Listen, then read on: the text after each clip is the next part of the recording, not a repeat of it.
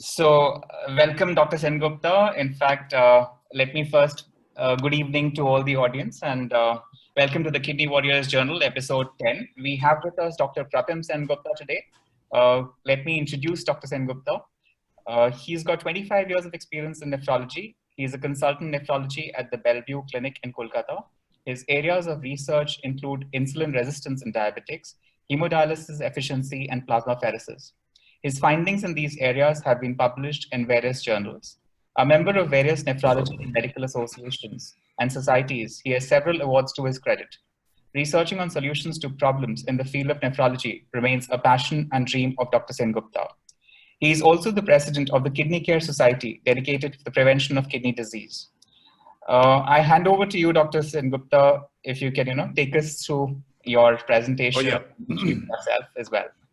Thank you very much for a nice introduction. And I'm so happy to see the enthusiasm among all the listeners. And by the way, I am the one of the oldest member in the Kidney Warrior Foundation WhatsApp group. I see. But initially when the group was formed and joined there, a lot of my patients are already there. And it was nice to see good discussion, but because of shortage of time, I could not follow everything. And it's a very busy group. Okay, so firstly, thank you very much for those who are participating today, because this program is mainly designed for those who are suffering from the kidney disease, or who welcome or who overcome all the problems of the kidney disease problem. And it is a very nicely structured, because we doctors are so busy with the clinical staffs and all this thing. And moment we go, and these are the forum where we can discuss regarding a lot of issues regarding kidney, very simplistic way, so that everyone can understand. And Sudeep is today hosting this thing. I think, Sudeep, am I visible nicely or? Shantanu. Huh? Shantanu. Oh, Shantanu, sorry, Shantanu. Shantanu, am I visible? Yes, you are visible along with you. In fact, that's an innovative thing you've done, because this is the first time seeing that you're Okay. So the thing is, the point which we are discussing today, because the topic which was Ma'am Basundhara was requesting me to talk regarding about diabetes and its impact in the dialysis and transplant. So taking the message a bit forward, we need to understand from the gross level what diabetes is practically, because it's one of the huge epidemic in all over the world, especially in a country like India. We are going to be diabetic capital. So I'll discuss in the next half an hour regarding some of the medical important aspects of the diabetes, which everyone must know. And obviously my emphasis should be on the dialysis and nephrology patients. We all know that diabetes is a global epidemic. Roughly 500 million people all over the world are now affected by this badly disease. So, and by another next 20 years, the number is going to reach 700 millions. And if you look at the global epidemic chart, the Southeast Asia, the part where we live, this is the diabetic epicenter. Believe me, this is really a very alarming data. And being Indian, we are really worried, because in India, there are roughly 65.1 million diabetic patient as of now. So this is a huge number. And India is going to be the diabetic capital of the world. World largest number of diabetic patients will be available in India by very soon. So we have to be very careful. Every Indian must know about diabetes. Why is it dangerous? Because diabetes is a silent killer. By the time we are listening my talk, maybe 20, 30 people have died because of diabetes or diabetes-related complication.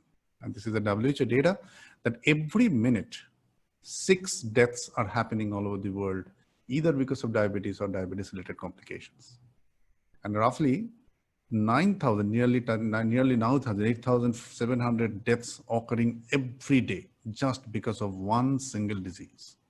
So it is a very, very serious problem. We all must know about it, but it's a warrior foundation. So we have to fight against diabetes. We don't get very much tensed. We don't get very much nervous about it. Okay, these are the facts. So it's just happening. We must know that. We have to gather the courage and knowledge to how to fight against that. This is the most important part.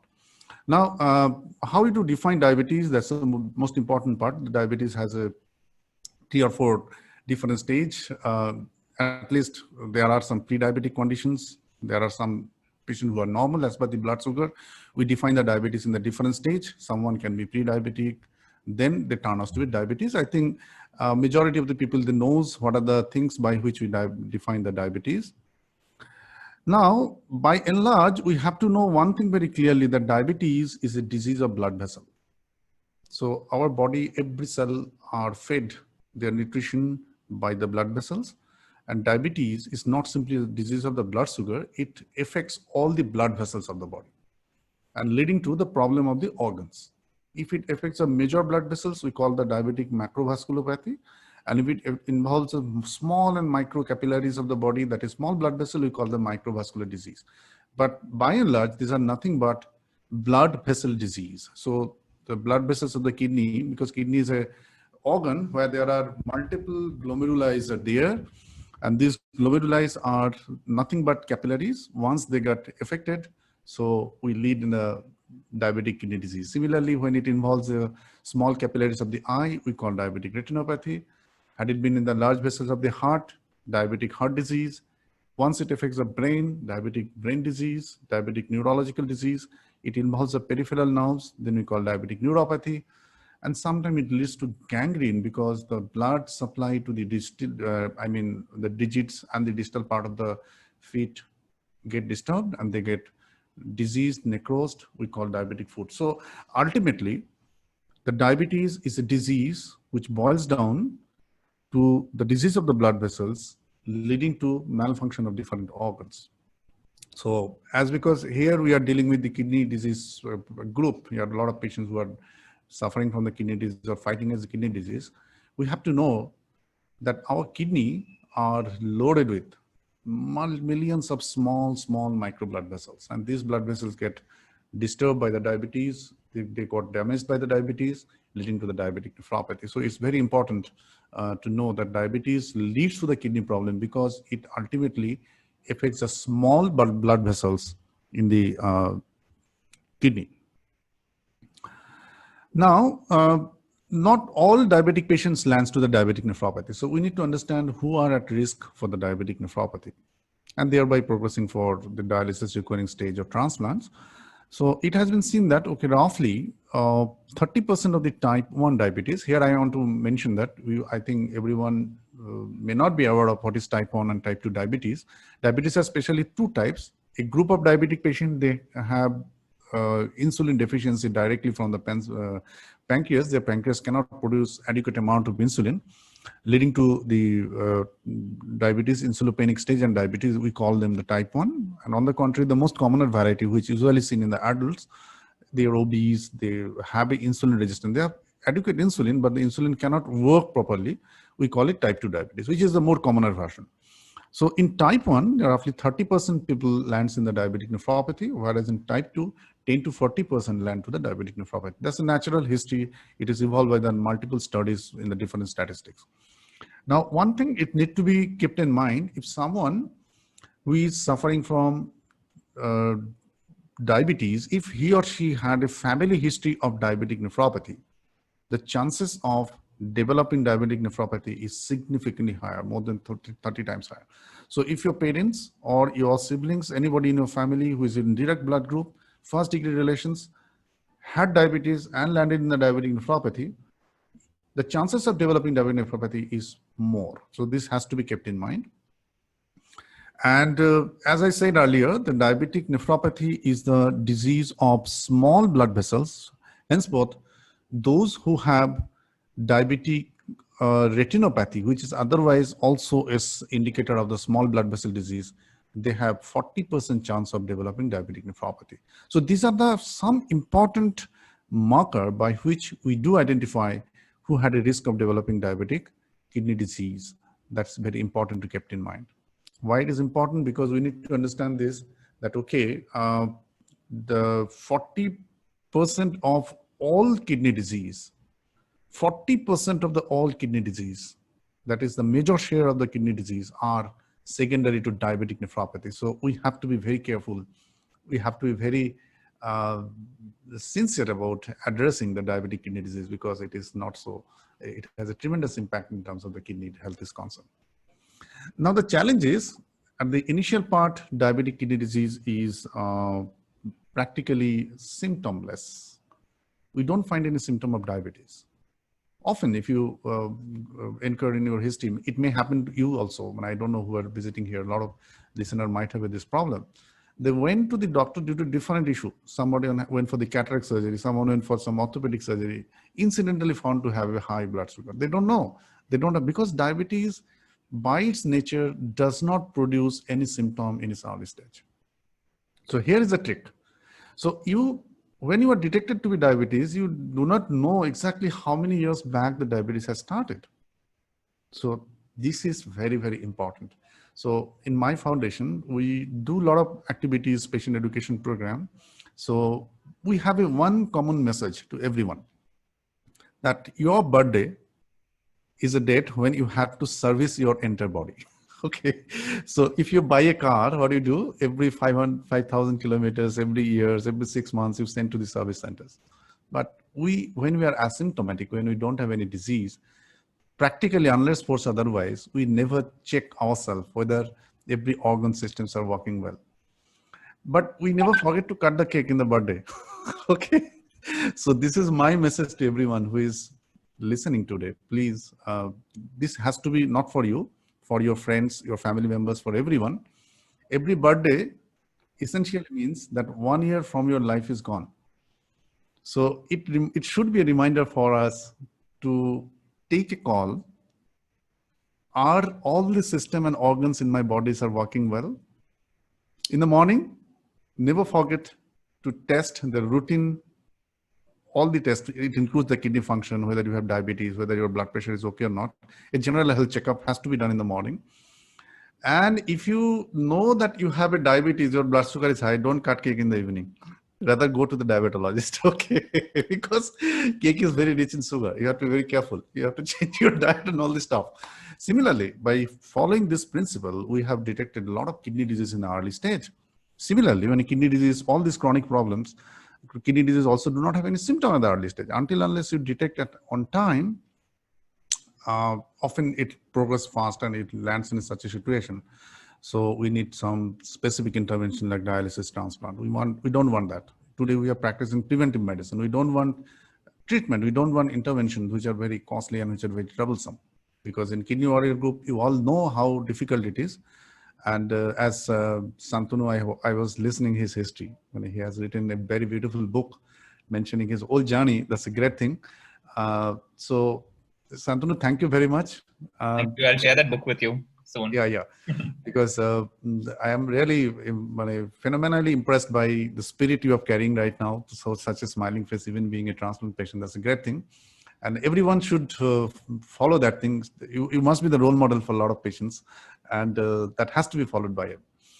So coming to the points, diabetic nephropathy is a silent, and it is a silent killer. But there are a few features by which we can identify that someone may land in the diabetic nephropathy, that is frothing in the urine. So if you check the pan when you are passing your urine, if it is a densely frothless like a soap water, be careful. Please check about whether you are losing protein, which is the most common feature of the diabetic nephropathy. A lot of other disease also leads protein, but by and large, in a community message, if you have a frothing urine, never forget to check for diabetic nephropathy. And diabetic nephropathy, if not detected early, if not addressed properly, because it progresses very fast. And this is a very, very painful but truth that until and unless 70% of the kidney function is compromised, no practical symptom comes in surface. So you may have a 50% kidney gone, but you do not have any symptoms. So be careful about that. Often we find the patient first detected creatinine 10, 11, 9, and we don't have any other thing rather than dialysis. And we get the question from the patients, doctor, I had no symptom. How come this happened? The reason is this type of disease does not happen one fine blue moon. It has started long back. Possibly you have not given right attention to detect it. That's true, because in our walk of life, when we become busy, we have a career, we have a family relation, we have a lot of problems for professions, a lot of things. And we often neglect our body because it is taken for granted that it will function normally. Believe me, we do take care of anything which you buy with money, but what comes to us free, we do not take care of that. And believe me, most precious things are free. Oxygen we get free, our body we get free, our intellect we get free, our mind we get free. The most sophisticated organs by which we are living our life, we got everything in free. So we don't give value to that. I think we need to change our attitude regarding that. Not necessarily that everything which is costly is worthy. Yes, costly things are costly, but not worthy. There may be a lot of free things which is more worthier than a lot of costly possession what you have, like your body, like your every organ. So please, this is a message I want to send everyone. So you do not have any symptom, that does not mean that all organs are working well, because God has sent us with a lot of reserve.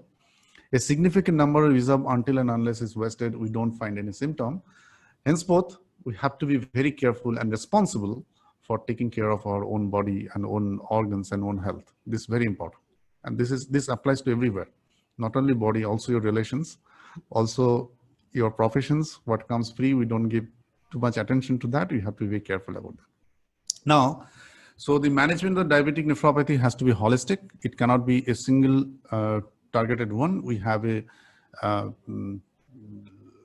combination of medical intervention, diet, nutrition, lifestyles, yoga, medications, all has to be combined holistically, which is the most important part.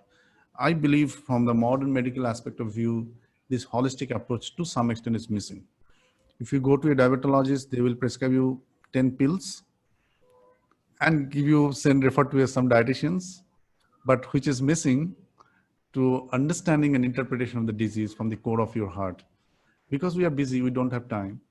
So there are some approaches for this type of discussion where the Kidney Warrior Foundation has arranged such a beautiful session. These type of sessions are here where we can open up the understanding of the disease from the deep core and what is the philosophy behind treating a diabetes. It is not simply the medicine. There are a lot of things. But if we go back to the history, because right now we are launching a course on art of living with diabetes. I'll discuss about that. This is one of the very interesting, very passionate. I'm very passionate about it. We are launching it in the first week of, I believe, October. A lot of final, all the runs and all the shooting, everything has been done.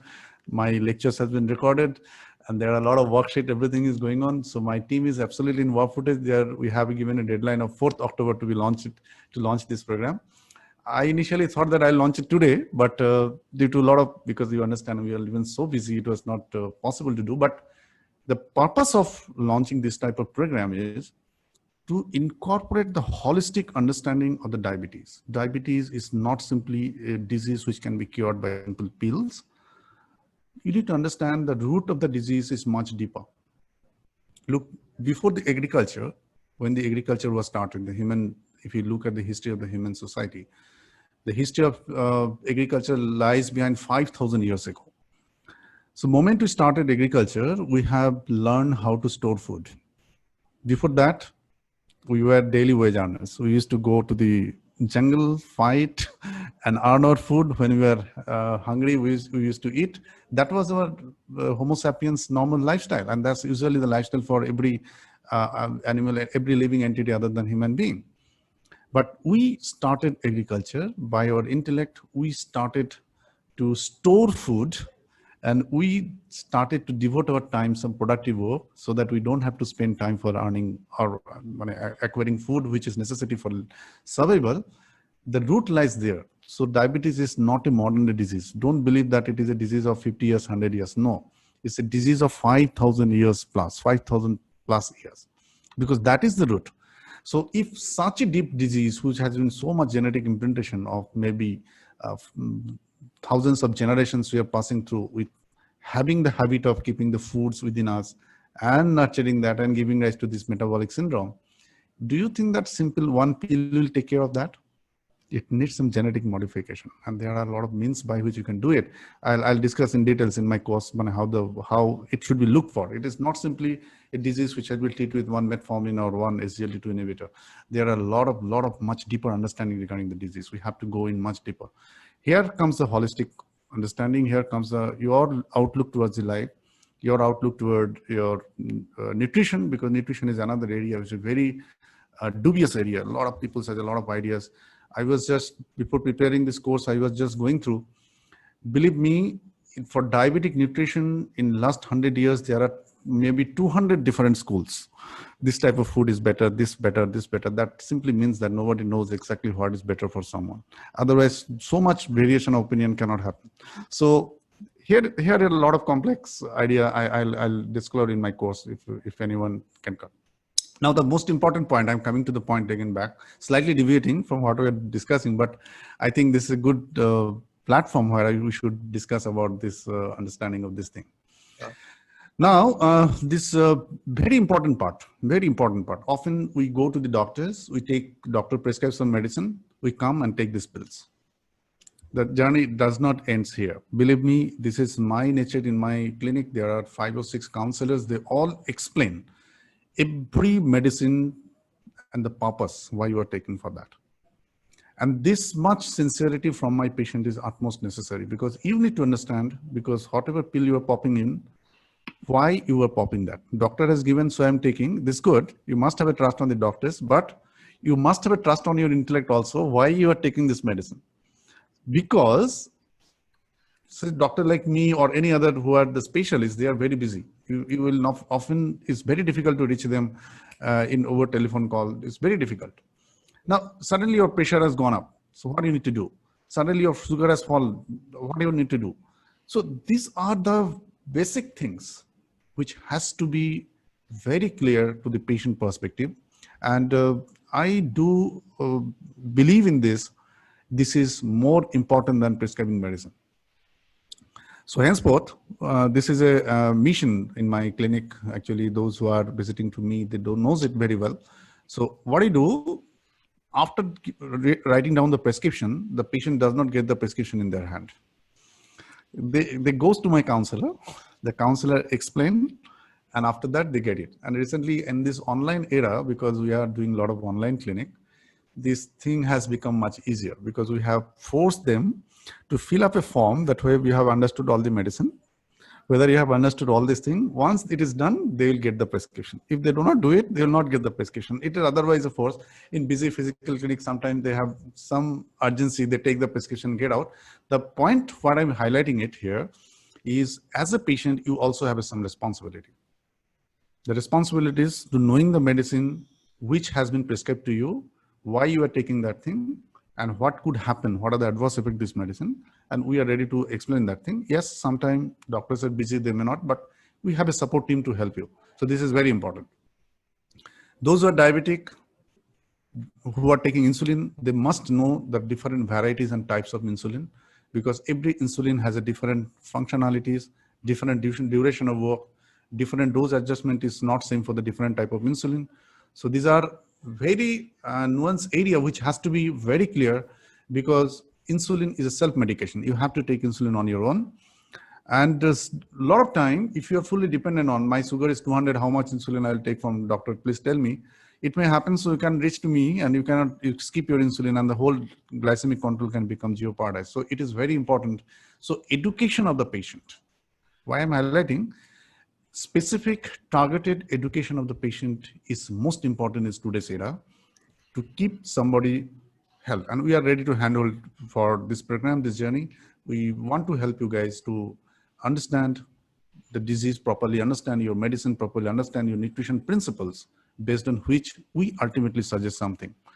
If this algorithm fits, these 2 frequency fits, then the best outcome in the diabetes happens. I don't want any patient who is absolutely know nothing about his disease. Yes, and the day one you may not know nothing, but it is my responsibility to educate you, and it will help us to step by step to fight the war where we are the guide and you are the warrior.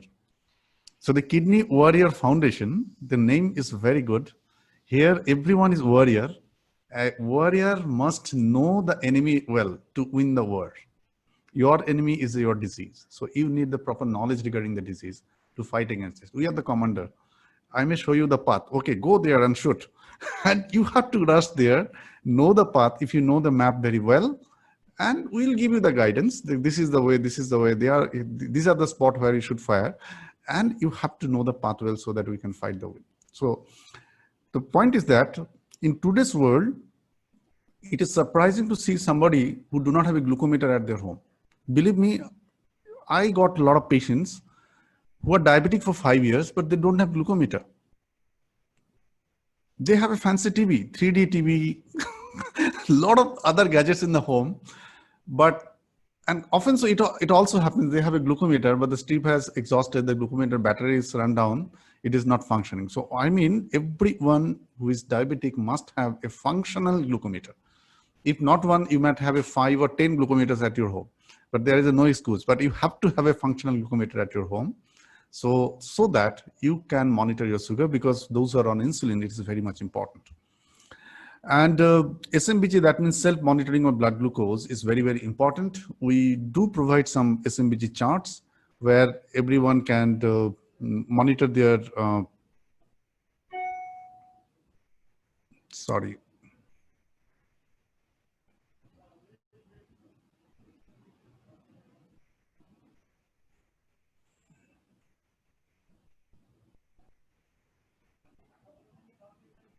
Sorry, it is slightly, the page has gone slightly smaller. I'm using a new platform practically. It's learning, I'm also learning.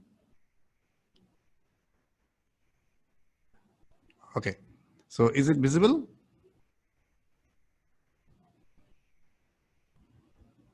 Oh, sorry. You can make it a little bigger if you can. Yeah. Just a minute. Oh, Acha, then you disappear. Okay. No, I'll repair. Don't worry. Acha, okay. That's a nice one. Okay, sure. Okay, so that's it. So everybody should maintain a CABG, I mean SMBG chart, so that they can monitor it. And the target blood sugar, I mean HbA1c level, should be less than 7. This is the most important that anyone must know, that SMBG, I mean HbA1c, is a one thing by which we can understand how much is the glucose they are containing in the blood, and the target HbA1c should be less than 7. Now, every diabetic are at risk of developing hypoglycemia, and this is very pertinent for the kidney disease patients, because those who are on dialysis, those who have underwent transplant, those who have a diabetic kidney disease, the chances of hypoglycemia is much more. So they should be very careful about the hypoglycemia and hyperglycemic syndrome. Okay. Now, this is some algorithm by which we decide upon which medicine to be given. It's not important for a patient perspective. Another thing to be kept in mind, that high blood pressure is the greatest enemy of the diabetic nephropathy, because the blood pressure, if it goes more than 150, 140/90, which is the target for all diabetic patients, if it goes more than that, it badly hurts the kidney. So kidney become very sick if your blood pressure is not under control. So we have to be very careful about that. We have to keep our blood pressure less than 140/90, and we need to monitor it at home. Do not rely on only the clinic blood pressure.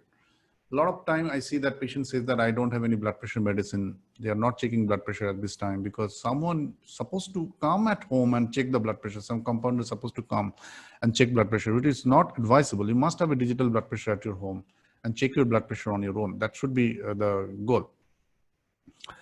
Another point regarding high potassium, because in blood pressure management in diabetes, always we prefer AC and ARB.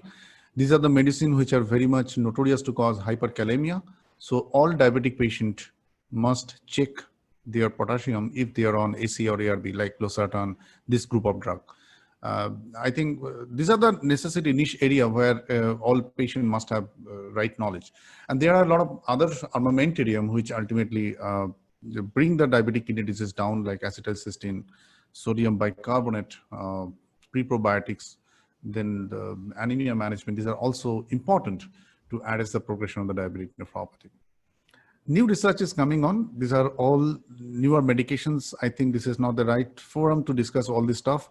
But if you are interested or eager to know about this, I encourage you to participate in the course, where we have a session on the breakthrough research in the diabetes.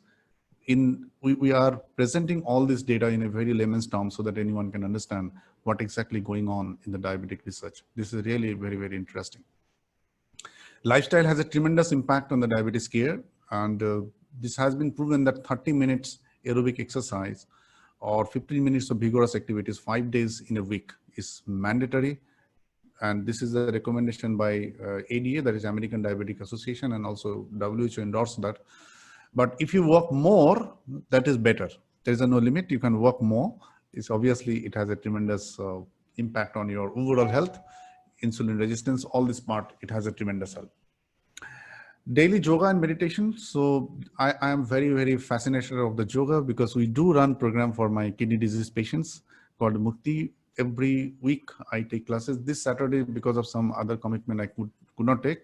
I personally take classes to my patients, and this is fantastic, because in collaboration with Bihar School of Yoga and also Kaivalya Dham, these are two centers I am deeply follower of, and we have designed a beautiful curriculum for the patients who are suffering from the kidney disease.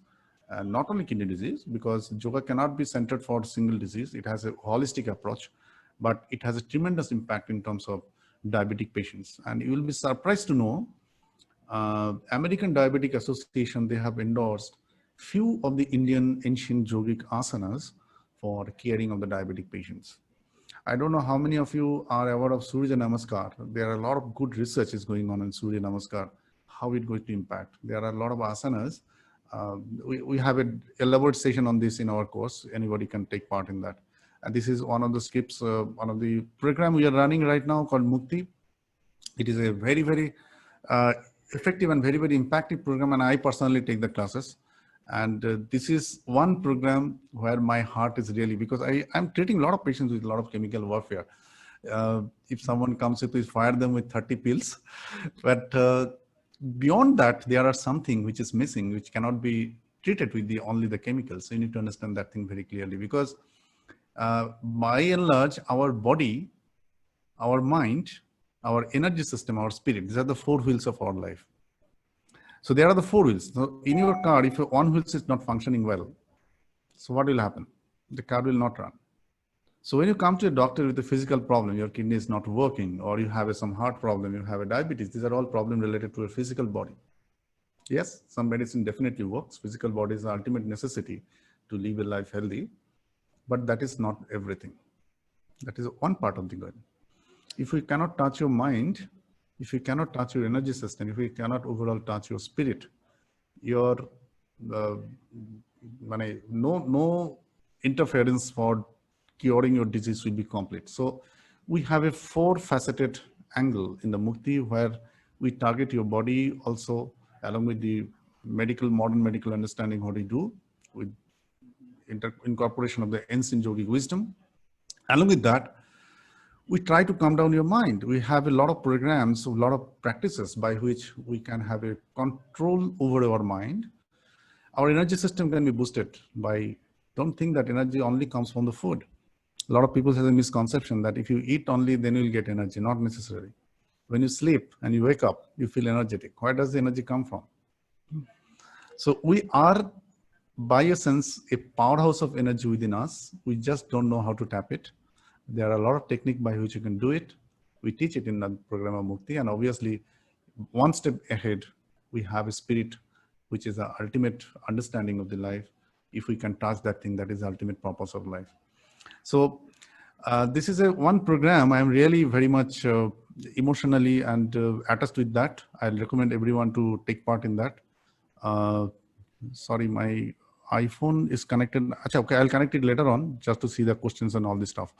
Okay, so there are the four things all diabetic patient must be at home: one BP machines, one glucometers, urine measurement jars, and one weighing scale. Sorry, this is the weighing scale. I think you can show me. So these are the things which has to be there. Nutrition is very important, and nutrition, as I said earlier, it is a very, very complex area. Medical nutrition therapy for the diabetes is so complex. It's so complex, and it has so many ideas, and people are doing that. So I think it is one area which we need to be focused on, and this is I have a very good nutrition team. They are working in this area. We can discuss about it later on. The goal of nutrition therapy is very clear. We need to achieve some biochemical targets in terms of glucose, lipid, and whatever thing, and to achieve maintain the body weight goals, because weight is a big problem today. There are a lot of people are underweight, overweight. Nobody's standard weight, so that has to be addressed.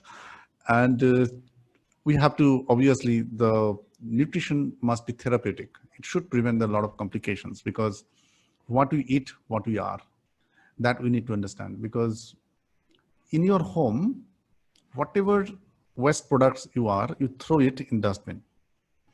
But when it comes to the food in your body, whatever leftover you eat.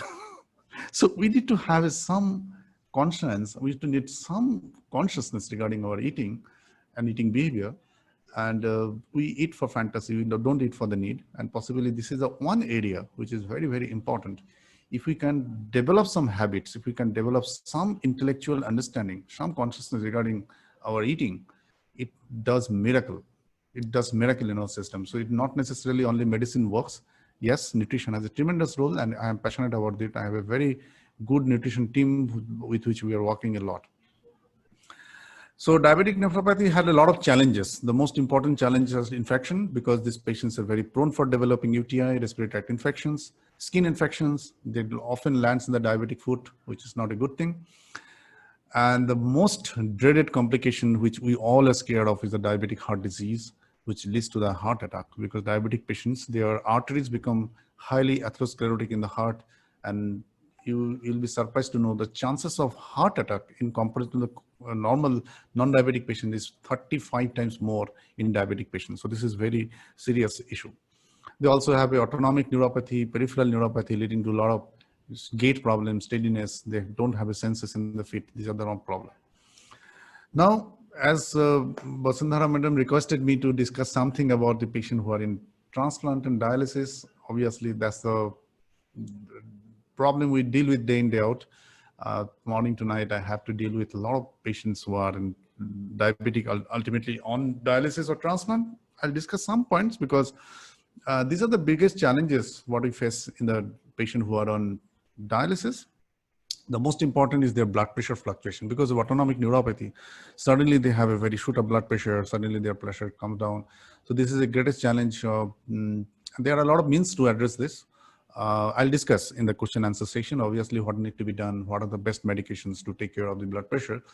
And as it has a lot of medical intent, do not try any blood pressure medicine on your own. Listening Dr. Sengupta's lecture, he said, this medicine is good, and he started taking it and popping it, and I land in trouble. Please, I welcome you all to join the Art of Living with Diabetes course, where we have a dedicated discussion on these areas.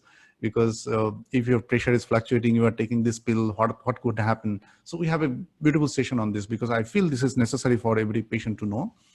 Glycemic variability is again a big challenge, because once you are landed in renal failure, then there is a brittle diabetes. Your sugars suddenly fall. If you don't take insulin, it suddenly jumps out. I think those who are diabetic and undergoing dialysis, they often face this problem. This can quite common, and there are some means to address it. Next problem is the nutritional status, because you need to understand diabetes is a disease of every cell.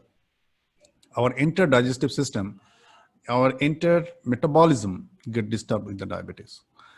The insulin is the most important anabolic hormone in our body. A child, when grows, it demands insulin. And I think you have noticed, if anyone in your family detected to be diabetes, suddenly they lose weight. I think you have noticed that thing. It's very simple. On the contrary, losing weight, and people test why losing weight and they get identified with the diabetes. Quite often it happens. The reason because diabetes is, a insulin resistant or insulin panic state, and insulin is one of the most important anabolic hormone. So those who are deficient in the insulin, they can land in this type of problem. So you have to be careful. So in renal failure, this insulin metabolism gets disturbed. So their nutritional status become very, very poor. They lose muscle, they become sarcopenic. Sarcopenic is a medical term that means their muscle mass is lost. They lose fats, but on the contrary, they develop some bad visceral fat. There are a lot of things happens in this. So nutritional status become poor. Increased rate of infection is well understood, because the sugar is a most important nutrient for any bacteria to grow. So if you have a high blood sugar, obviously the sugar will be reflected in your urine. You have a chances of high urinary tract infection. And diabetes is an immunocompromised state. Your immune system get badly impacted because of the high blood sugar. And there is every possibility that you will land in the chest infection, other bloodstream infection. So it's a very common challenges. And dialysis patient, as their blood is going to be exposed to the external environment, 4 hours, 3 times in a week, 12 hours in a day, their blood is outside their body. No other disease condition, any person has to be exposed to their internal system, to the external environment, like a dialysis patient has to do it. Believe me, if a 5 ml blood get out of your body, we become scared. There is a cut injury, we rush to a doctor, we do surgery, we do a lot of things to stop the bleeding. And every day when we are in dialysis, we are filtering roughly 120 liters of your blood. We are processing 120 liters 5 liters of blood in a repeated speed volume. So it is being exposed for the 4 hours in an external environment, in a machine, in a system. So it has to be dealt with due diligence, because in a diabetes where there is a lot of immunity issues. So I understand it's this challenge is multi-sectorial. The infection does not comes directly. It is a department where we are getting the dialysis, their sincerity, their understanding, infection control protocol. These are all important factors to be taken care of. Now, the diabetic patients, as I said, they have a macrovascular complication. Macrovascular means blood vessels become diseased, so they can have heart attack. They can have similarly the stroke in the brain. The chances of thrombosis in the brain, that is ischemic stroke, or bleeding inside the brain because of agility of the vessels becomes very high in the diabetes, are a serious problem. And these patients who are in dialysis, they have a fluctuation of blood pressure. They get a lot of heparin, which is ultimately blood thinner. For heart disease, they get ecosprin, clopidogrel. These are also blood thinners. This all cumulatively lands in the higher risk of the stroke, which is a very, very serious problem. So we have to be very careful regarding that. So dialysis patients who are diabetic, who are exposed to roughly 4,000 units of heparin 3 times in a week, whose blood is exposed to the outside in the body 12 hours in a week, who is immunocompromised otherwise, whose BP are fluctuating, who have a concomitant heart disease, you can understand how complex paradigm we are dealing with. So it is a very, very complex situation. And here, the knowledge of the patient, knowledge of the caregivers, knowledge of the doctors can make a right ecosystem where we can provide a best care. So that is the main mission why I'm starting this course, the art of living with diabetes. The reason because I have understood how good doctor you are, how good caregiver you have. Your patient is not educated well, then it does not sync well. That is the main mission for developing this. We have to do a lot of hard work. Believe me, my team and every staff, they are working day and night to launch this by 4th of October. I am very hopeful. I think by this we can help millions of diabetic in this country. This is the best thing we can do, because not everybody can reach to the doctors. Not everybody can reach to Dr. Sengupta as a physical limit. I have a limitation. But in this world, Corona has given some positive things. One most positive thing is it has forced somebody to become digital, you know. Had it been Corona been not there, I did not had a time to experiment so much thing and do this Zoom meeting in such a 3D model. You can see me on live, I'm moving, I'm talking, my slides are playing behind. These things all possible because of the Corona, because during this time I have invested my time to search out, because I'm slightly tech savvy guy. And I liked, okay, these are the things we can incorporate and we can do a lot of good things. And it's really fantastic. And this is the first time I'm doing this platform. Okay, so I think how you're feeling that, Sukant, is okay? Is it looking good? Yeah, it's looking wonderful. In fact, okay. How do you do this? 3D. Okay. So now the thing is, another problem we face in the diabetic patients are they have a dialysis access challenge, because of the disease, their vessels are bad. And we all know that those who are in dialysis, AV fistula is their lifeline. Now, if the fistula does not work, then obviously it's a very, very bad news. And diabetic patients are prone for fistula failure. Their vessels are very badly calcified, so it's very difficult to develop right fistula. So I will recommend anybody who is diabetic, whose creatinine is 3, 4, if nephrologist suggests you, do fistula, do not hesitate. Because creation of fistula does not necessarily mean that you have to go for dialysis. On the contrary, when your vessels are okay, if you do the fistula at that time, you get enough time to get it matured. In future, if you require dialysis, then you will not land in any mess. Because not having a functional access, functional AV fistula is a tremendous pain for a patient who is otherwise requiring dialysis. It is a very, very challenging situation. So we need to be very careful. And because I think patient do not take the decision of fistula, it is not the failure of patient, it is a failure of us to convince them the necessity. So if you understand any intervention is going to good for you, why you should say no to that? Everyone wants to live. Everyone wants to live a quality life. Everyone wants to live a productive life. Everyone wants to reduce their suffering. So the problem is, often I get the complaint from my friends, my colleagues that, okay, if you request for a fistula, patient will just not do it. I say, no, it is not the thing. You need to understand whom you are requesting, how you are requesting, how you are explaining. If they do not understand the necessity, then obviously, for example, if someone tells me that, okay, you do that thing, I have no idea about that. So I will ask 5 questions and 5 doubts will come in my mind. Okay. So if he or she understands that this is for his betterment, for his better quality of the life, I don't feel any reason that anybody will say no to that. The reason because I'm telling, because it is often a complaint and it is often a common understanding among the patients that, okay, getting fistula means dialysis. No, it's not. On the contrary, fistula is a lifesaver for some emergency like hyperkalemia, volume overload. These are the situation, and same line can be used for the dialysis if required in the future. A lot of my patients have a fistula for 5 years, 6 years done. We have not dialyzed them. So they are happy and good with the fistula, but I'm happy if any emergency comes in future, we can duly take care of that. So that's the thing. So fistula, why I'm telling, because moment the disease progresses, the vessel health also deteriorates, and it often become very difficult to create a fistula in the later phase of the time when it ultimately needed. So this is very important. Now, peritoneal dialysis, the number in India is coming down day by day. The reason because it's cost and a lot of other stuff. Now Shantanu has also started changing something. Okay, so now, so there are a lot of challenges in the diabetic patients because those who are in PD, their peritoneal membrane integrity is lost early. They develop a lot of dyslipidemia. They have a peritonitis. Chances of peritonitis more high albumin loss. So peritoneal PD failure is also very high in the diabetic patients. That's also very important.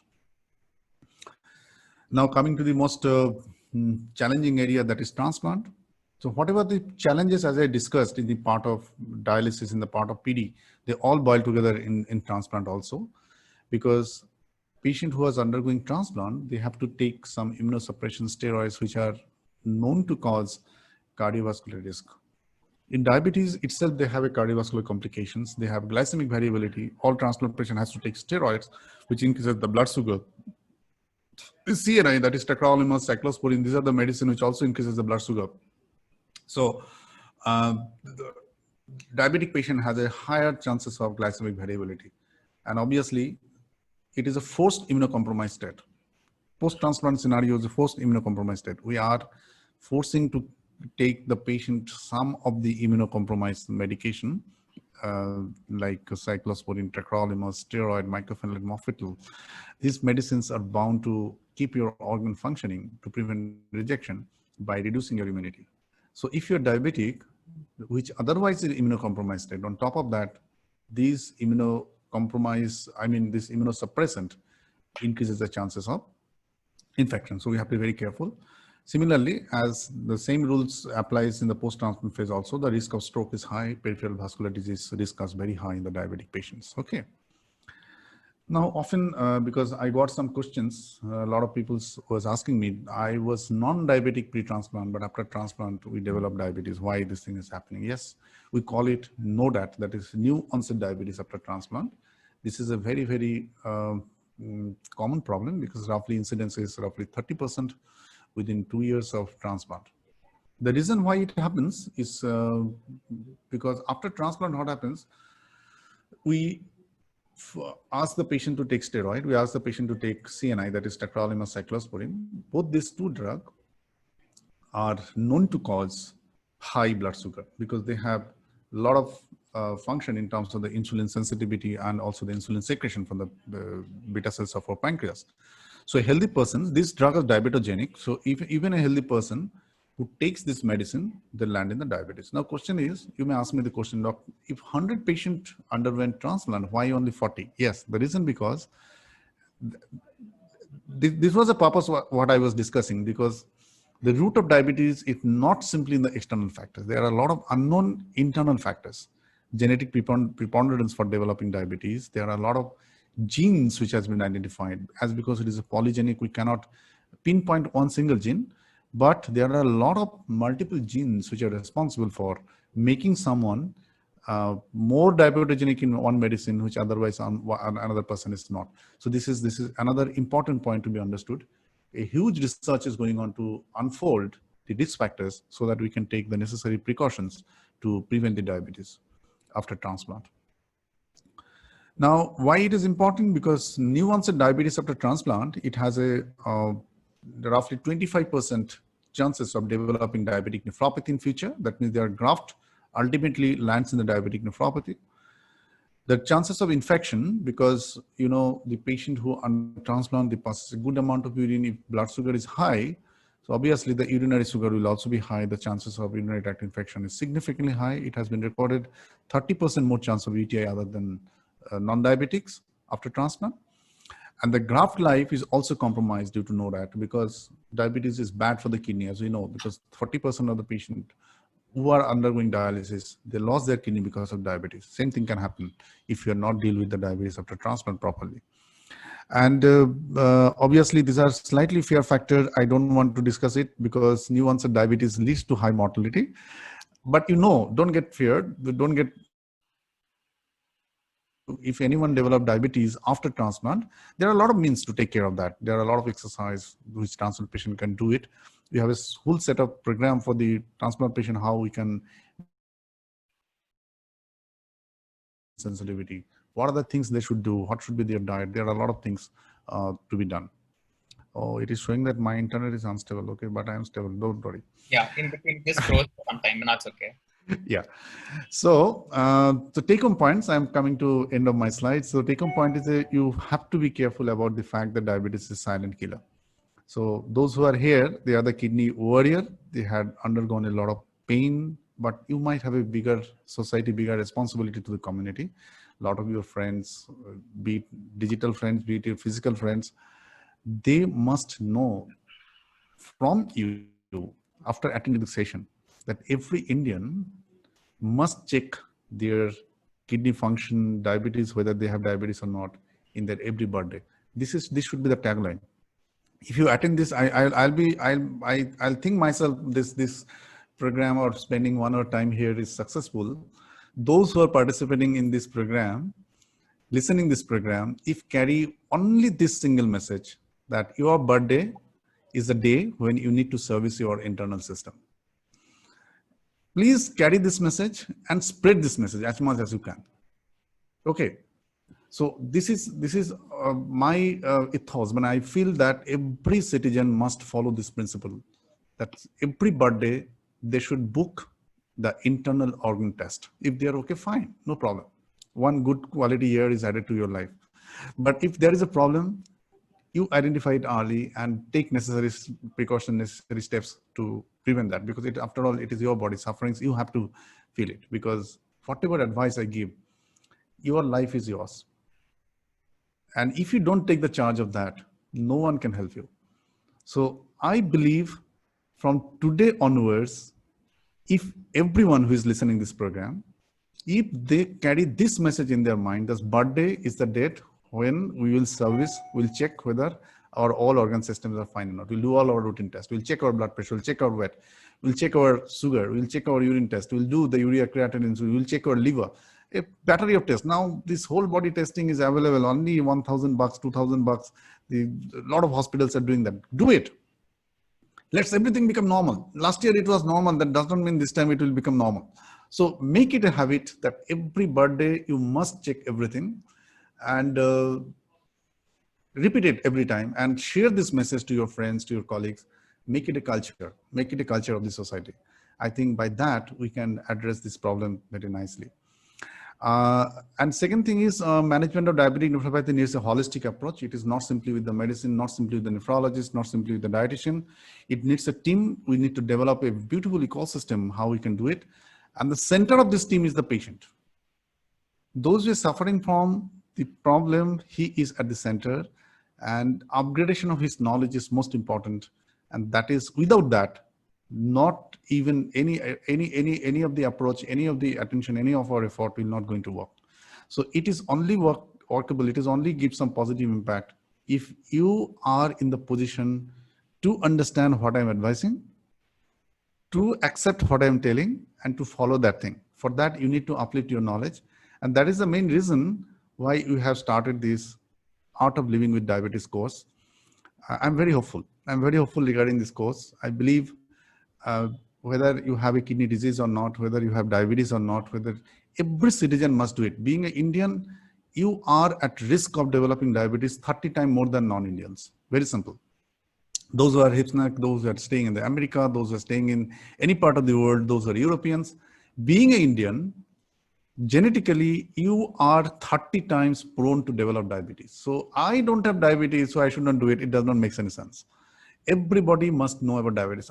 Believe me, few months ago, I had a discussion with our education minister of the state of West Bengal, because he's diabetic, his family members, some are diabetic. I am the official doctors of their family.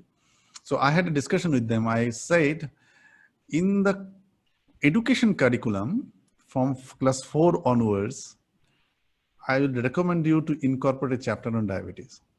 Schoolgoers must know that there is one thing called blood sugar. If it is more than 120 in fasting, it's defined as a diabetes.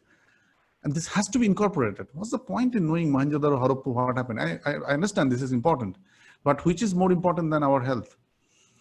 A country where 22.5 crore people are dying of simply diabetic nephropathy, 73 million people are suffering from diabetes, and we are not educating our common people for diabetes.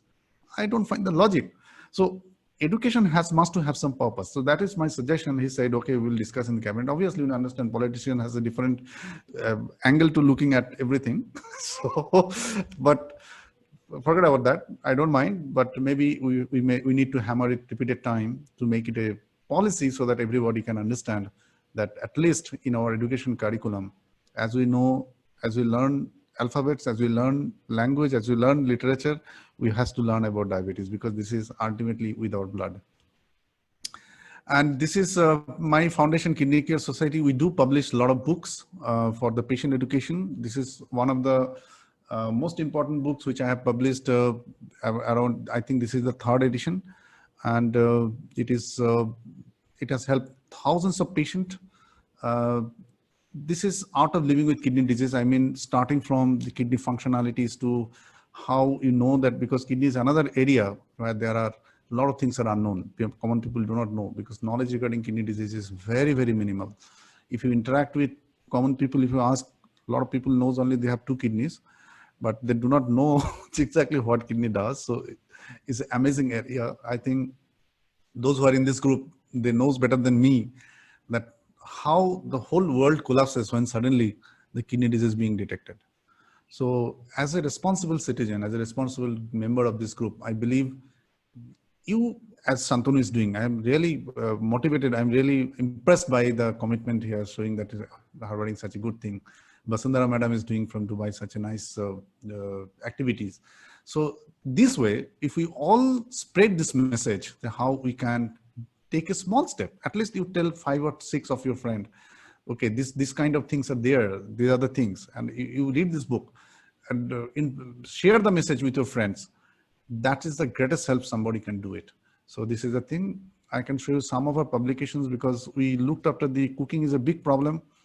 A lot of patients complain that we don't like eating. So we have a great research we did with all my team to develop 75 mind-blowing cuisines. And these cuisines are very, very tasty. Believe me, I got offer from a lot of my restaurant owners. Dr. Sengupta, let us start a kidney restaurant. Okay, so many. So after seeing this book, so the reason is, okay, it's not necessary. You can prepare all the recipes at your home. So this is Art of Cooking for the renal patients. For the Bengalis, we have in the Bengali version. We are trying to bring it in the Hindi vernaculars. Kidney is an amazing organ. This is another book we have published recently. This is ebook format because this online and this digital era, a lot of people have a lot of time. They can read these books. We do publish our official journals quarterly called Nephron. Nephron is the first patient care journal of this kind. Here, every month, we address some of the issues. For example, just like this Kidney Warrior Foundation is conducting some journals where we are discussing, we are delivering something. But what you heard or what you hear, it is often you can forget. But if you read something or you have a copy of that, you can go and back and refer to that. This was the main mission for developing this Nephron. We publish it every quarterly, and anybody can subscribe this Nephron. It's a very good journal. And I can remember roughly 1 year ago, we had a full dedicated topic on the diabetic nephropathy. It was roughly 100-page with a lot of dietitians contributed, dietitians contributed. I written a lot of articles, and that was the one asset. Anybody can keep it. It has a whole Gita and Bible for diabetes and diabetic kidney disease and everything. So this way, this time we from the Nephron, we published COVID issues because COVID is a one burning problem. A lot of patients were asking a lot of queries, a lot of questions, how to do, how to address this thing, especially those who are in dialysis, those who have transplant, how to handle it. So Nephron, we published a COVID issue of Nephron. It has completed, and I mean, touched all the spectrum of the COVID related to the nephropathy, dialysis related issues, transplant patient, how they safeguard them from this COVID era. I think it will be a very important resource and helpful resource for you all. Thank you for kind attention. Thank you so much, Dr. Sen Gupta. In fact, I think that was such a wonderful session. We had a lot of people who joined in and very, very informative. In fact, for the people who joined in later, I would again want to once again introduce Dr. Pratim Sen Gupta. He is the consultant nephrologist at Bellevue Clinic, Kolkata, and he is also the president of the Kidney Care Society, which is dedicated to the prevention of kidney disease. And I, your host, am Shantanu. I am a transplant patient 2011, and I am an ex-HR head. Let me start, doctor, immediately jump into the question and answers. And I have sort of tried to, categorize them as pre-CKD and pre-transplant and post-transplant. So I have all the questions in my mobile. So what I've done is I've clubbed some of them. Okay, so please. Just, read it to you, and so that it will save you the time. Definitely. So is there an assumed relationship between diabetes and CKD? Of course, you've covered it extensively. So let me just read out a couple of more questions, and then probably you can take it all together. Somebody's saying, I'm suffering from hypoglycemia with a proteinuria problem, and how do I prevent my kidneys from further damage? Somebody's saying, I'm a diabetic from last 8 years, and 6 months back, I was diagnosed with CKD with a creatinine of 1.8. The creatinine protein ratio is 700. My sugar level and blood pressure is well controlled. I'm 57 years old, weighing 49 kilos. My doctor is not happy about my weight loss. What could be the reason for my weight loss? So let's start with three, and then probably I'll go on to the next. So there are the two questions. First question is the proteinuria and the weight loss issue. Yes, weight loss issue. So as I said earlier, that the most important anabolic hormone of our body is insulin. If insulin does not work properly, then the tissue development, the supporting tissue development, that does not happen. We lose our muscles, we lose our fats, we lose our, because insulin like growth factor, that is IGF, is a one important hormone or chemokines inside our body, which is a main stimulant for developing all the tissues and maintaining our body weight in a very standard, or what do you call it as a standard. Now, if you're losing weight, your doctor is not happy. That means you are losing faster weight. That simply indicates that you are in insulinogenic state. It needs to be investigated in the proper way. I don't know whether you have been investigated for, there are a few markers like C-peptide level. C-peptide is a one component peptide which is secreted with the insulin, which clearly tells us whether the patient who is losing weight in patient of diabetes is insulinopenic or insulin sufficient state. If he or she is insulinopenic, then your treatment must be with insulin. You need to understand that very clearly. A lot of time, patients have panic. They don't want to take insulin. They say that, okay, doctor sahab, aur injection lena padega. please give me some tablets, give me some pills I can pop. So, and we are also sometimes sympathetic to the patient. We don't give, this is not the right approach, but we need to understand if someone who is losing weight, every possibility is there, he or she is insulopenic. In that state, he need to check the fasting insulin level, and that can be done by C-peptide level assessment. There are a lot of tests called HOMA score by which we can identify whether insulopenic or not. If you are insulinopenic, then you need to take right dose of the insulin to combat that situation. That is the best solution. And obviously, along with that, you need a expert nutritional advice to take care of your problem also. Okay. So these are the things we have to do. Okay, great. Another question is, I'm a diabetic with grade 1 CKD. Can I eat egg yolk? So, Beautiful question. somebody has actually asked for a diet chart for diabetic nephropathy, and somebody also said whether I should restrict water, hypoglycemia diagnosed with stage 2 CKD. Yeah. Now the point is actually egg yolk. If you understand, because again we want to decipher the knowledge of nutrition by explaining the reason why you eat something, why you should not eat something. We have no verdict to ask anybody, don't eat that, don't eat that. No, I never do that thing. What I do, I explain, okay, your potassium is high.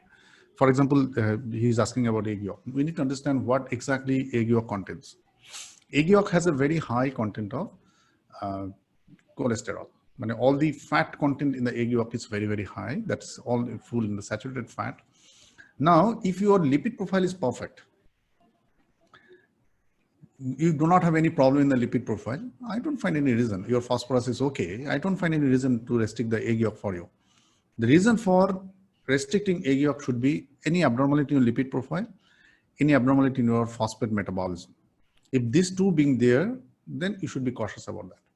Now, nutrition is again a holistic approach. Just one item does not means anything. You don't eat egg yolk, but you eat a lot of other fried item. What does it mean? It does not mean anything. So nutrition is very holistic concept. So whenever you are asking, maybe egg yolk is very preferred item for you. That's the reason you are asking. Maybe your wife is not allowing you to take egg yolk.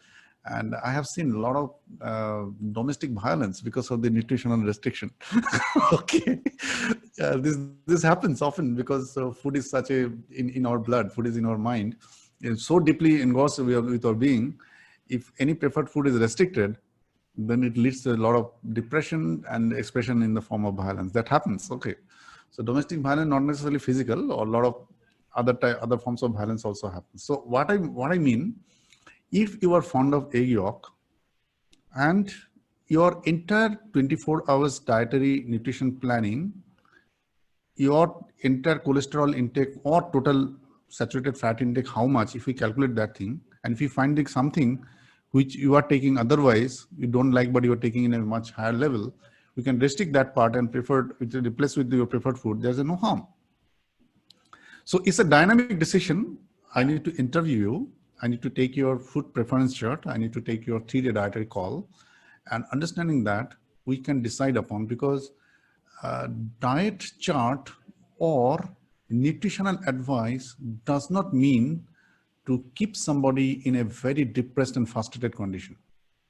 That is more dangerous than allowing the food which is otherwise medically not indicated, because you need to understand that our inner being has a lot of satisfactory factors. Now, if you understand, okay, this is not good for me, and from within you will develop a disliking toward the food, because you have a logical brain, you can think, you're a human being. Okay, so this should be the approach. The approach should not be, okay, I have a diabetes, I should not take egg yolk. It's not like that. You need to understand why egg yolk is not advised in a diabetic patient.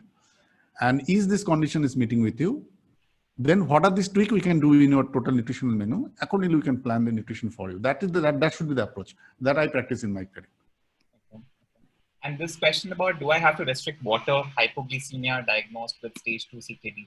Hypoglycemia and the water has no connection. CKD, so I don't know. No, CKD and water, again, this is a one thing where I can speak in a whole day. How much water a CKD patient must drink. So this is a very, very complex area. A lot of people do not understand that thing very clearly, and they follow a very, very unscientific practices of creatinine 1.5. So water intake 1 liter, 1.5 liter. I don't know from where this concept has came. Look, the water intake is totally different for every human being. The how much water is necessary for you not be adequate for me. And water is one of the most important constant of your body. And every human being contains near about 60% of their body weight as water.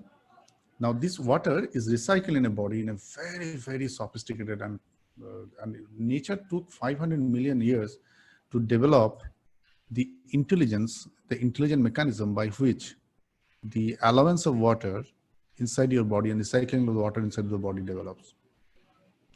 So please listen this word with reverberance. Do not restrict water by anybody's word, even in your nephrologist word. I repeat, a lot of nephrologists does this mistake. Your creatinine is high, they restrict the water to 1.5 liter, 2 liter. It is not correct. How much water you need to take, that need to be judged by few simple principles. You can judge it. Your body weight, your urine volume, and whether there are signs of water retention, that means ankle edema, shortness of breath. These are the three most important guide by which you can understand the amount of water you are drinking is correct or not. Okay, so we take a special session on this, on how much water somebody should drink. So you need two instruments. One is a weighing scale, another one is a urine monitoring jar. That's it. So if you have a urine monitoring jar, water, say for one given day, you have drunk near about 2.5 liters of water, and you have passed around 3 liters of water, and you have checked your body weight. These three parameters will guide you whether you are under drinking or you are over drinking. So rule of thumb is drink as per your thirst. During this session, I have seen Santanu has drunk so many times, maybe 4 times, 5 times.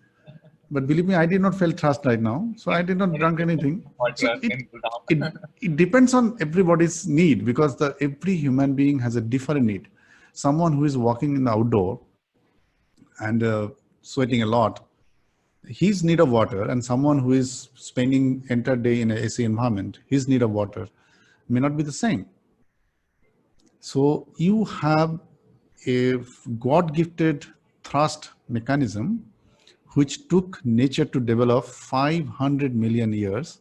It is so sophisticated. Please have a trust on them rather than someone, a doctor or your friend or your colleague or whoever has told me, आपका तो kidney का problem है, 1 litre पानी पीजिए, ज्यादा पानी मत पीजिए. ये ब्लैंकेट वर्ड में भरोसा मत कीजिए. Trust on within. Just develop some intuition within you to understand whether you are drinking, over drinking or under drinking. And there are a lot of tips we'll teach you how to do it. Very simple. Anybody can do it. And believe me, simple things are very complex. People don't do the simple things. They do a lot of complex things, but simple things are most important, precious, and they have most worthy and valuable. Okay. Yeah. Okay. Doctor, now we have some questions which are post-transplant diabetes. Of course, some of it has already been covered. So why is it that some people get diabetes post-transplant and some don't, which is the new onset of diabetes after transplant or that? Does it vary from person to person or depends on transplant match? No, so I'll just finish this. I was not diabetic before transplant, but post-transplant I'm diabetic. Transplant was in Jan 2020. Is this temporary or permanent condition to be managed? Kindly clarify. This was one. So I think this is the question. I am not diabetic before transplant. Yeah. Can you see my mobile screen? Yeah, I can see. Absolutely. Okay. Was post-transplant diabetic and transplant 2020 and the temporary. Yeah. So the point is actually this diabetes after transplant, as I said in my session, I just spent only 1 or 2 slides, the post-transplant diabetes, but it is a part which we can discuss at length. There are the reason why it happens, what are the multiple nuances are there. But most important part is because in my diabetic education course, we have kept 3 or 4 chapters on the post-transplant diabetes, 3 or 4 curriculum for understanding, because it's a burning problem, a lot of patients who are undergoing transplant. Now, we need to understand that after transplant, we have to take steroid. we have to take tacrolimus, cyclosporine either, and our activity becomes less. So you have a transplant in Jan, 3 months, you should not go out of your room. Very simple. Doctor will say infection. Now, Corona era, nobody will go out of, no one will step out of their room. So what happens? Your usual activity gets down. This is the most important part. So activity, physical activity, even you are fit. After transplant, you become fitter, but physical activity, because of the fear of infection, because of the restrictive environment you have been forced to stay, and the environment where we are living is really unsafe because a lot of pollutions and a lot of other environmental issues are there. So keeping all this in mind, it is a bit difficult to endorse the practices which needs to be our physical activity to burn the calories as much demanded. So this is one area that has to be looked for. Second part is the medicine which we are taking, like tacrolimus, steroid. This leads to insulin resistance and insulin secretion defect, leading to diabetes.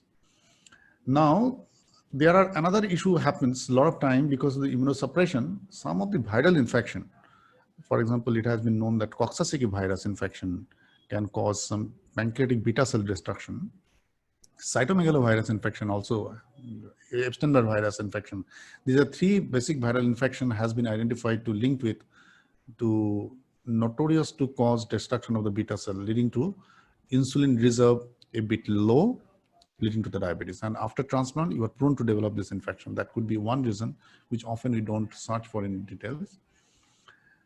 Third important reason which happens is when you are in dialysis, because of a lot of uremic toxins, your appetite and everything was not okay. Moment you underwent transplant, you become a hungry eater, and restriction of food goes out. Doctor says, okay, you can eat everything. So you are in dialysis for 2 years. All the accumulated desire of not eating those fancy foods are reflected on your plate immediately after transplant. Even they are prepared whatever hygienic method, and steroid also increase appetite. This is another things to be mentioned. The steroid is known to cause high appetite and weight gain. So these are the reason why the calorie intake goes up, calorie burning goes down, and we are popping some pills, which ultimately has something to do with the insulin metabolism. And fourth factor is some infection, which were naturally prone because of the immunocompromised state, leading to the insulin cycle disorders. So these are the main reason why post-transplant diabetes happen. Now, question is, does this diabetes is permanent thing? Yeah. This is a very, very important question. Now, to answer this thing, we need to go to much deeper. We need to understand, because diabetes, as I said, it is not simply a very, only the external factors are responsible. Yes, it is responsible, but if you have a genetic environment conducive of developing diabetes, the chances of developing or adverse effect of the medicine, adverse effect of the diet becomes more. I can tell you one simple example here. How many of you heard Rasgulla? Rasgulla is a Bengali sweets. I think everybody knows Rasgulla. Yeah. So this is a Bengali sweet, and one Rasgulla is roughly 400 calories. So in one of my family ceremony, there was a guy who came there, and non-stop he took 263 Rasgulla. 263. I repeat the number. 263 Rasgulla. That means multiplied by 400 calories in a one go at the end of his full dinner. Okay. Then when the caterer said me, the doctor, there is a one guy who is fond of Rasgulla, and he is famous to taking this much of 200 plus Rasgulla in every session. And it became a challenge, and he took 260 Rasgulla. I rushed to that guy. I asked, okay, how many years you are taking Rasgulla like this? He said, this is my habit. I'm taking it for the last 20, 30 years. And believe me, his blood sugar is normal. He has no diabetes. So that means the sugar causes diabetes. This fact is true, but in an environment where it ultimately not properly metabolized. So the point of what I'm indicating to, Why somebody develop diabetes after transplant, why somebody does not? It because there are some inherent unseen factors, be it genetic expression, be it protein expression. We are studying medical sciences, exploring a lot of facts, which make you a bit sensitive to the medications, which leads to the diabetes in someone and does not lead to diabetes in some other group. This is very important. Okay. Okay, so I have this other question, which is again sort of an extension of it. It says I was a diabetic before transplant, although adhering to exercise, diet, low portion size of carbohydrates. My blood sugar level goes up after taking immunosuppressant medicine and steroids. I'm on both insulin, both rapid action and slow. I think you would have that question. Apedra and Tuccio, all other reports are normal. Readings before dinner are mostly often high. Kindly advise. Look, this is a specially technical question because this question should not be addressed in public. Okay. The reason is very simple. I think, yeah. Because the reason is very simple. Because before addressing, because whenever I'll utter something, this will become a verdict for you. Yeah. And if you blindly follow and without knowing your entire history, because look, there are some sensitive areas in the medicine which has to be addressed and customized as per your need. I think in public forum is not the right place where I should discuss it, because I may do some mistake, which will be harmful for you, because I need to understand the entire details, entire activities, entire dietary story, what are the medication, how the disease progressed, before taking any decision, what should be your insulin regime, what should be your drug, what should be, because it is, look, in this internet era, this is a very interesting thing that also has been started. In my diabetic course, I have a one session there. Look, if you are treated by some doctor, the doctor knows you best. What are the problems you are facing? What are the things you are facing? You can acquire some information by attending this type of talk, attending this type of sessions, listening lectures, listening YouTube videos. You must learn, but never apply that thing in your life without any medical supervision. Okay. Now, medical supervision is a very, very a word which has a lot of deeper meaning encoded within. Medical supervision does not mean that without seeing you, what I'm telling is the right advice for you. Medical supervision is a word which has a deeper meaning. A doctor needs to understand his patient well, know his every history in details before prescribing a single medicine. This is a basic medical ethics. So I will restrain better not to answer this question in public forum, because this is not right. You are most welcome, because nowadays we are online. We have a digital consultation facility there. If you want to consult me, you can contact with my secretary's number, and we can know your detailed history, because there are the 4-stage process for before prescribing any medication by me. My secretary is called, they capture your entire history, they feed it in the computer system.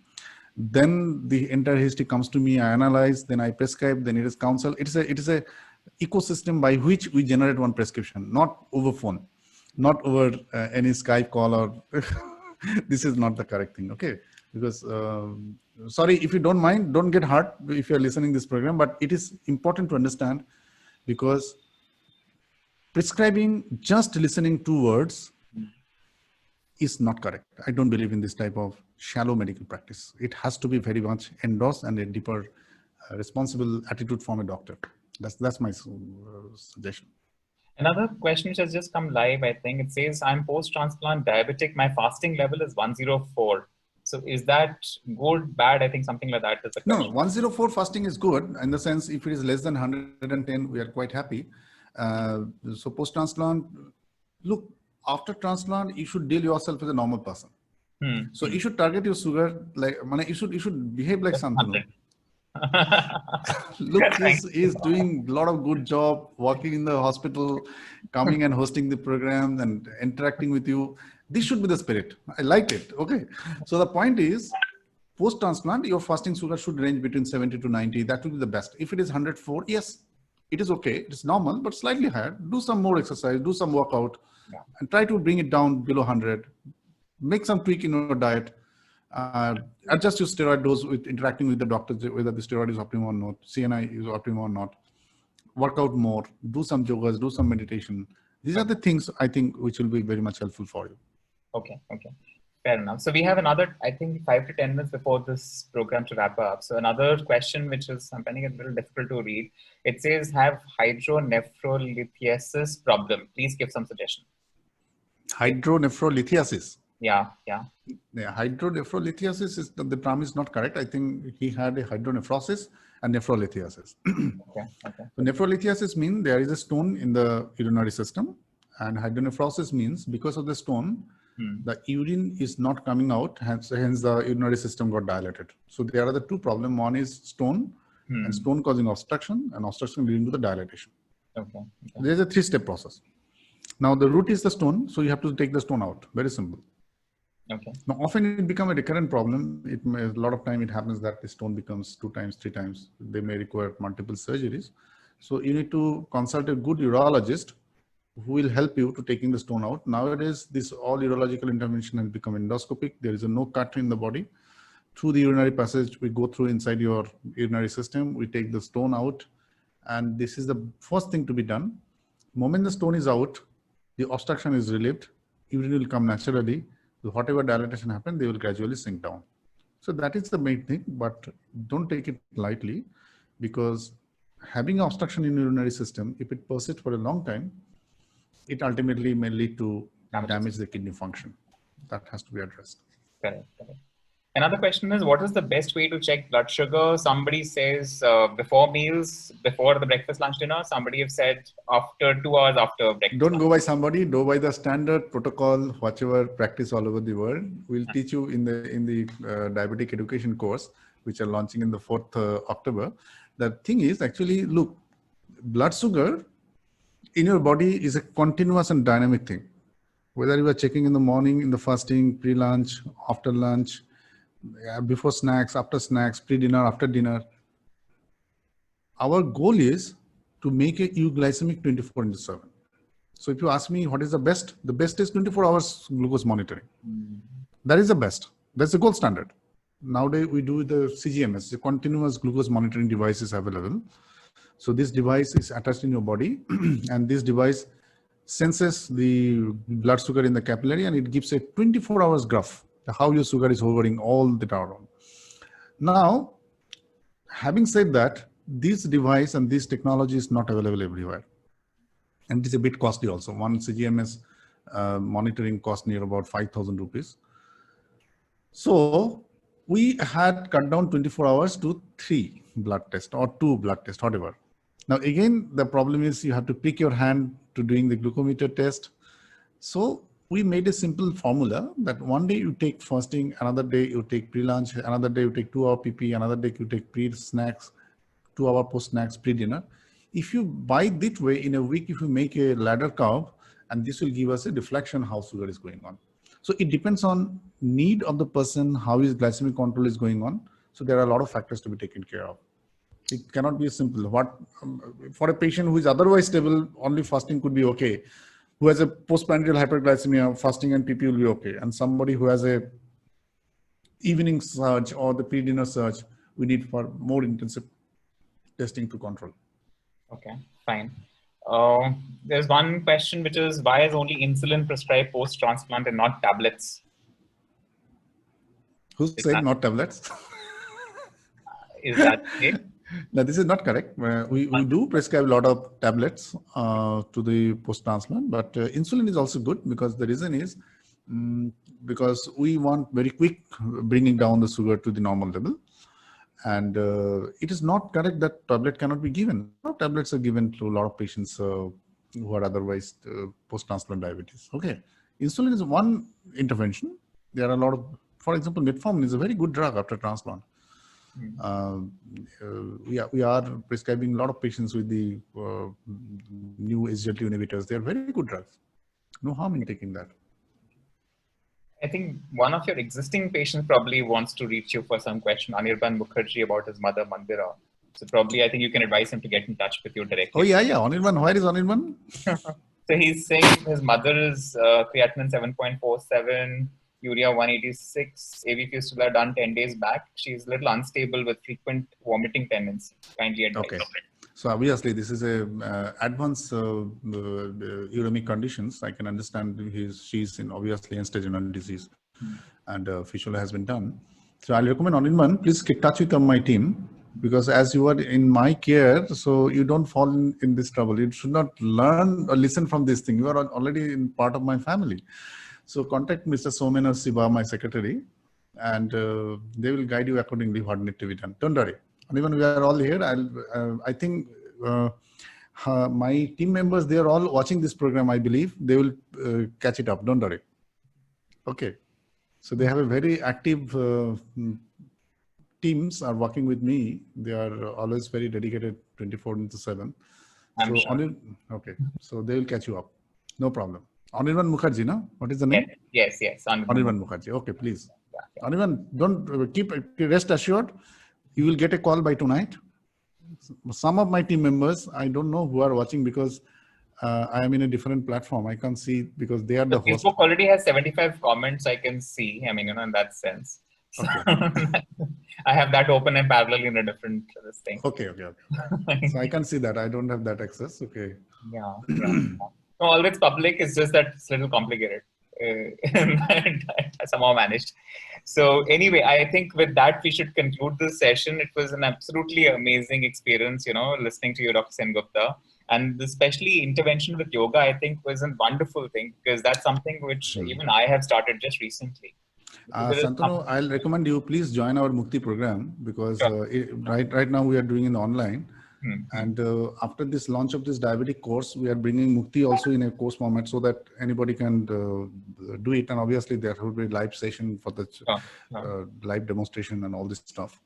And I think, look, this is the only area where we can contribute. Absolutely. Because in the field of medicine, if you look at, not a single drug has been invented in India. It's very unfortunate. We are just a copycatter. We are just copying whatever is done in the West, whatever these people are doing. But one area... we are just hoping Dr. Shubhra Roy comes with the, and William Bissell come with the kidney project thing, succeed. Yes, Shubhra is very close to me, let me tell you, because... my book's proceeds go to that, the kidney project is where I'm donating the money from my book. And by the way, I've shared the soft copy on your WhatsApp just now. Okay, thank you. Thank you very much. Thank you very much. And also, I must share, because this is a nice platform from Kidney Care Society, because we are, because this lockdown, a lot of our field activities has been stopped. We have started in the rural Bengal, where there is no reach. In those areas, we were screening people to understand what is the prevalence, because in Indian prevalence of CKD, nobody knows, believe me. Whatever studies has been published, these are all minuscule. Number is hardly 5,000, 10,000 like that. In a country of 130 crore, 5,000 is never representative sample. We need to understand that thing. And what we are observing, we did in the Bakura, Purulia, we tied up a lot of spiritual organizations. They're all annual satsang. They have 2,000, 4,000 followers used to come. We sampled them. We sampled their blood. We carried the blood and tested for the creatinine and GFR, all this stuff. Okay. The prevalence, what I'm finding in the rural Bengal is 30% in some of the studies. We have sampled thousands in one program, roughly 300 in another program. It's amazing. So we started chronic kidney disease. Diabetes is obviously one part.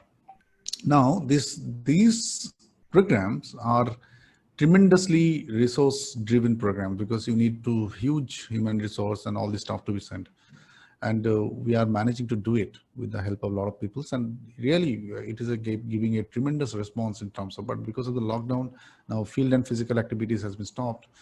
Maybe we don't know when we can start the rural activities again, but educating patients, making them aware, and doing something positive to bring them down, and incorporation of the yogas in this field of this is one area where we can contribute, we can show path to the world. Sure. Okay. With that, Dr. Sengupta, it was absolute pleasure having you here. And with that, we wind up the session, friends, and look forward to more interesting programs in the weeks ahead, and staying in touch with Dr. Sengupta again and bringing you back again into the forum for another interesting episode of the journal from Kidney Warriors Journal. Thank you so much. Thank you very much.